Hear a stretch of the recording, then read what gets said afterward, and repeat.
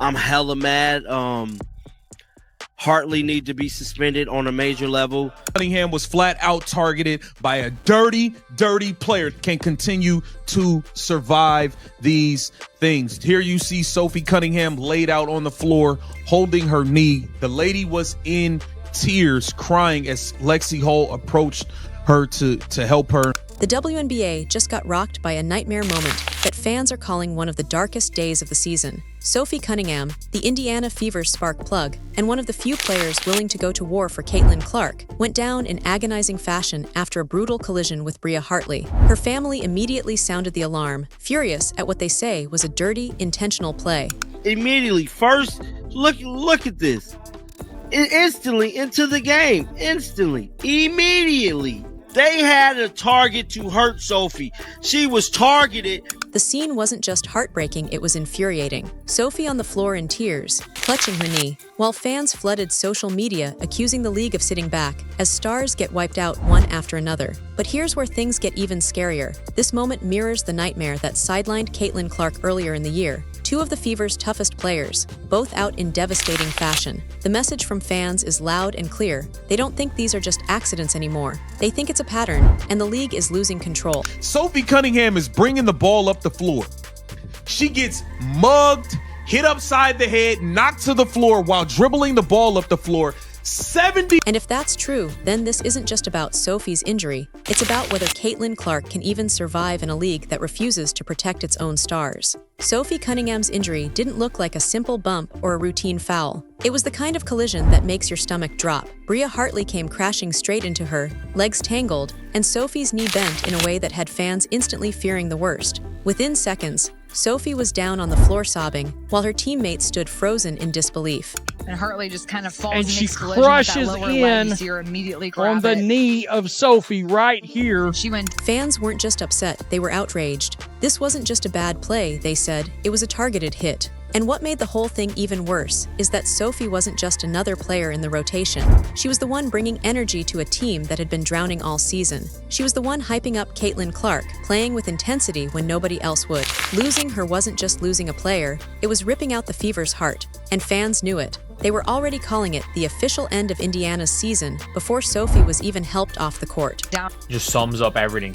Like, we weren't going to win this game if Sophie Cunningham was healthy. This isn't like, oh, we lost because of a Sophie Cunningham injury. We were down 17 points when she got injured.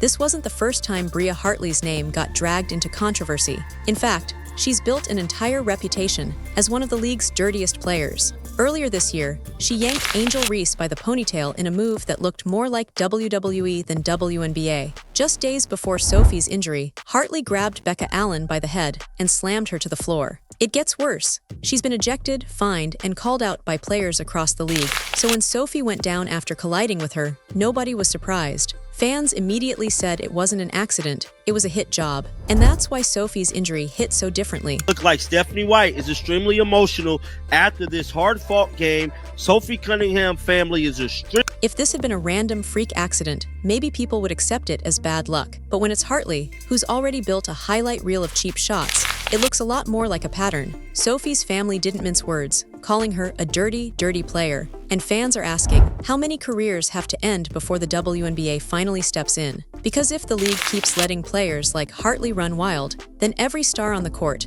including Clark, is in danger. They made it their business to hurt Sophie, and that's exactly what they did, was hurt Sophie, and I'm hella mad. For the Indiana Fever, this season was already being described as a nightmare before Sophie's injury. They've been blown out, humiliated, and called a horror movie on repeat. But when Sophie went down, it hit different. This wasn't just a loss on the scoreboard, it was a loss of identity. She was one of the only players showing grit, toughness, and actual fight. It gets crazier. She was the one standing up for Clark when opponents targeted her, and in one ugly play, that fire was completely snuffed out. Even worse, the Fever weren't even close to winning before this happened. They were already down 17 points, already struggling to look like a professional basketball team. Losing Sophie was just the final punch in the gut. Fans called it rock bottom, saying the team looked cursed, like the basketball gods themselves were laughing at them. Mom Paula, at WNBA, maybe you should focus less on finding players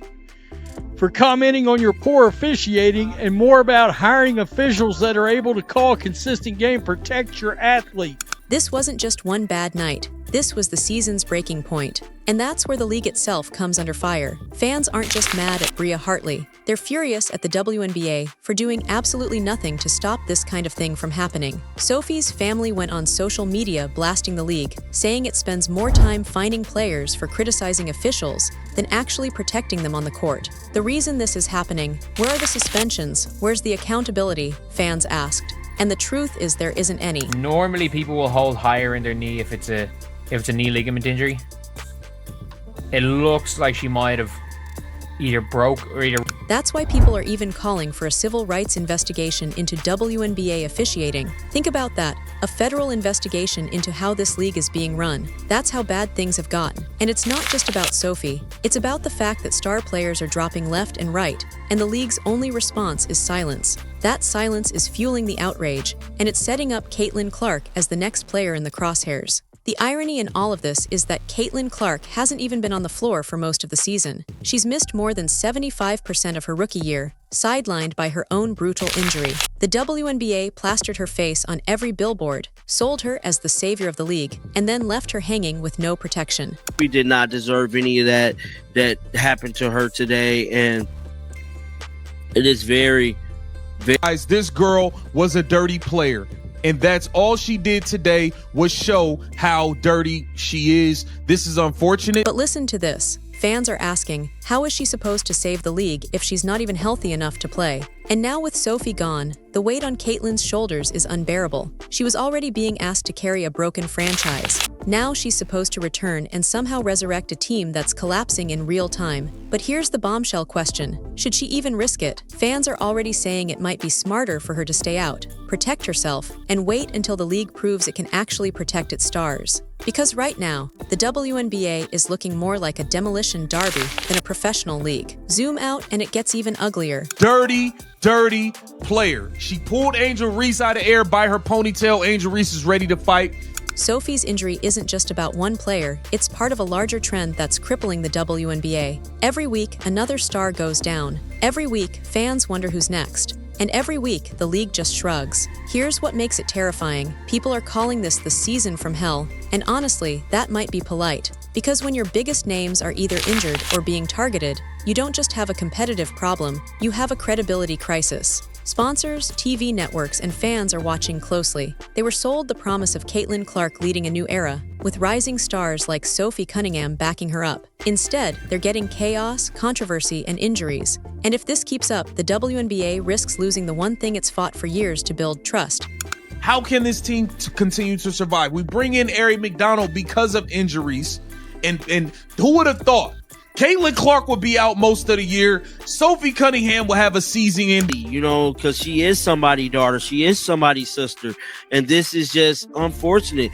And those of you who don't think a civil rights investigation need to be brought upon this league is tripping. This isn't just bad luck. This is negligence. And it could cost the league everything. So here's where we're at. Sophie Cunningham is out. Caitlin Clark is uncertain. And the Indiana Fever season is basically on life support. The WNBA has let dirty players run wild, officials lose control, and stars collapse one by one. And fans are left asking the only question that matters. Can Caitlin Clark even save this league anymore? Or is this the beginning of a total collapse? Because make no mistake, this isn't just about one bad night or one injury. This is about the very survival of the league's future. If Caitlin Clark comes back and gets the same treatment Sophie did, it won't just be Indiana's season that's over. It could flip the entire WNBA upside down. I don't know if it's her Achilles, the way she was kind of dragging her foot. I don't know. But Bria Hartley has had dirty plays all season. But you got to know who we're talking about. That was the dagger at the end. Aaliyah Boston, 7 of 13, 14 points, 13 boards, a double-double there, added 5 assists. Do you think the refs called any fouls? No, they didn't. These refs are clowns.